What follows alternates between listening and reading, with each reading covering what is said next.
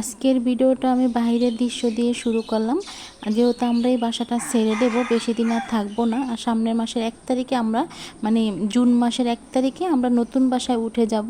আর অল্প অল্প কিছুদিন আপনাদের সাথে বাইরের দৃশ্যটা শেয়ার করতে পারবো। তখন কিন্তু আবার নতুন বাসায় গেলে নতুন বাসার থেকে ভিডিও করতে পারবো। আর নতুন বাসায় কিন্তু বারান্দা আছে, বারান্দায় দাঁড়িয়ে ভিডিও করা যাবে। আসসালামু আলাইকুম everyone, welcome to back to my channel. দূরে কাছে যে যেখান থেকে আমার ভিডিওটা দেখছেন, আশা করি আল্লাহর রহমতে সবাই ভালো আছেন।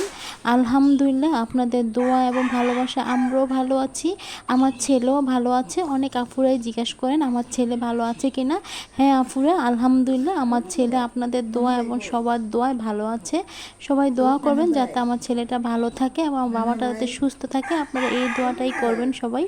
এখন যে ভিডিওটা দেখছেন মাছের ভিডিও, এই ভিডিওটা 2-3 দিন আগে করা ছিল। আমি সময়ের অভাবে ভিডিওতে কোনো ভয়েস দিতে পারিনি, কথা রেকর্ডিং করতে পারিনি। যেহেতু আমার বাবাটা ছোট, কথা রেকর্ডিং করতে গেলে আমার বাবাটা উঠে যায়, তার জন্য কিন্তু ভয়েস দিতে পারিনি। আর বাহিরে একটু শব্দ ছিল, তার জন্য কিন্তু আমি ভয়েসটা রেকর্ডিং করতে পারিনি। তো আজকে ভয়েসটা দিয়ে দিচ্ছিলাম।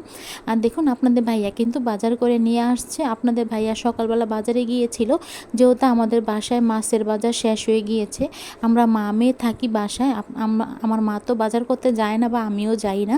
আপনাদের ভাইয়া বাজার করে নিয়ে আসছে শিং মাছ, সাথে কিন্তু আপনাদের ভাইয়া পাবদা মাছ নিয়ে আসছে। 2 পদ মাছই কিন্তু আপনাদের ভাইয়া বাজার থেকে কেটে নিয়ে আসছে। কিন্তু শিং মাছগুলো বাসায় নিয়ে আসার পরে কিন্তু ঘষে পরিষ্কার করা হয়েছে। ঘষে পরিষ্কার করার পরে কিন্তু শিং মাছগুলো টুকরো করা হয়েছে।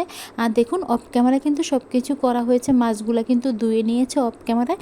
আপনাদের ভাইয়াই কিন্তু বাসায় মাছ ধোয় সবসময়, পরিষ্কার করে ধুয়ে দেয়, সেটা বলছিলাম। তারপরে কিন্তু ডিপ ফ্রিজে রাখা হয়েছে। আর দেখুন ভিডিওর এই পর্যায়ে এসে বলছি, যদি আমার ভিডিওটা ভালো লাগে প্লিজ লাইক দিয়ে ভিডিওটা দেখে নেবেন, সাথে ভিডিওটা শেয়ার করে দেবেন।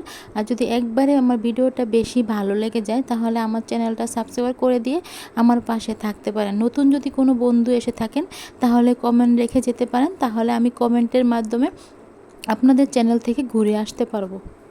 এখন আর তো আগের মতো ঠিক মতো ক্যামেরা করতে পারি না, যেহেতু আমি নিজে রান্না বান্না করি না, তার জন্য কিন্তু বেশিরভাগই ভিডিও করলে ভিডিওগুলো স্কিপ হয়ে যায়, রান্নার ভিডিওগুলো। তার জন্য বললাম, দেখা গেছে প্রথমে মশলা কষানো দেখাই, পরে দেখা যাচ্ছে যে জল ফুটতেছে, মাছ দেওয়া হয়ে গিয়েছে। তার জন্য বললাম আপনাদের ভাইয়াকে বলেছিলাম ক্যামেরা করতে, আপনাদের ভাইয়া ভুলবশত সম্পূর্ণ ভিডিওটা করতে পারেনি। তার জন্য কিন্তু আমি ভয়েস দিতে এসে দেখছি যে মশলা কষানো আছে, পরে কিন্তু মাঝখানের ভিডিওটা করা হয়নি, শেষের ভিডিওটা করা হয়েছে। দেখুন জলেতে মাছ দিয়েছে, মাছ সহ জল ফুটতেছে, এগুলো দেখাচ্ছে। তো আজকের ভিডিওটা এই পর্যন্তই।